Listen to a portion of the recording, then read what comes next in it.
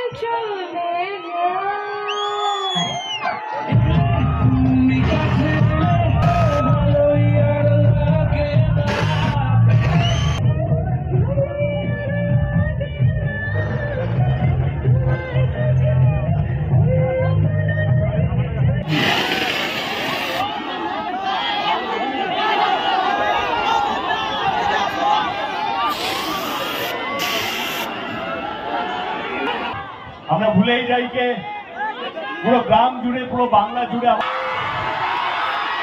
যারা বাংলা ছবিকে আগলে রেখেছে, যারা আমাকে দেব বানিয়েছে, যারা লড়াই করে বাংলা ছবির জন্য, যারা ঠাকুরের কাছে ঈশ্বরের আজকে রঘু ডাকাতে আজকে আমরা সবাই মিলে এসেছি আপনাদের কাছে। আমাদের ব্যুরো রিপোর্ট, PBTV নিউজ।